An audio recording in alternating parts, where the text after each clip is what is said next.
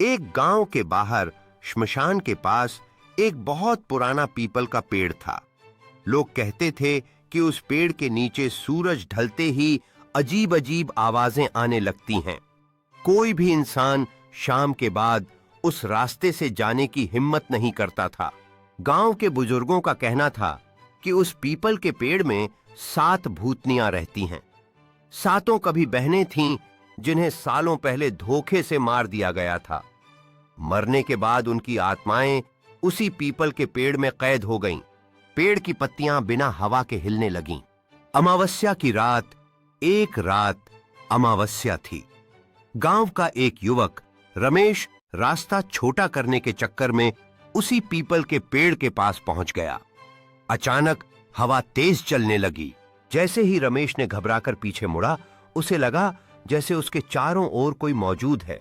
उसकी आंखों के सामने पीपल के पेड़ से 7 भूतनियों की परछाइयां उभरने लगीं। तभी रमेश ने देखा, सफेद साड़ियों में 7 औरतें, खुले बाल, उल्टे पैर और लाल चमकती आंखें। एक भूतनी बोली, बहुत दिनों बाद कोई यहां आया है। रमेश का शरीर डर से कांपने लगा। वह भागना चाहता था, लेकिन उसके पैर जैसे जमीन में धंस गए। भयानक रहस्य। तभी सबसे बूढ़ी भूतनी बोली, अगर तू सच्चा है तो तुझे कुछ नहीं होगा। रमेश ने डरते डरते कहा, मैंने किसी का बुरा नहीं किया। यह सुनते ही 7 भूतनियां जोर जोर से हंसने लगीं। अचानक पीपल का पेड़ हिलने लगा और जमीन फटने जैसी आवाज आई। अगले ही पल सब कुछ शांत। सुबह का सच सुबह गांव वालों ने रमेश को पीपल के पेड़ के पास बेहोश पाया।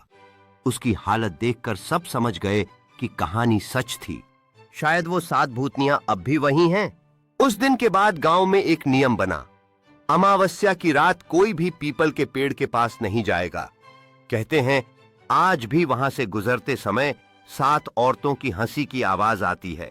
गांव के बड़े बुजुर्ग रमेश और पीपल के पेड़ की कहानी को सुनाते हैं, जबकि बच्चे उत्सुकता से उनकी बातें सुन रहे हैं।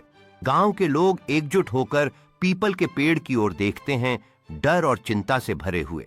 बूढ़ी औरत पीपल के पेड़ के भूतों के बारे में चेतावनियां देती है, जबकि एक छोटा बच्चा दूर से पेड़ की ओर देखता है।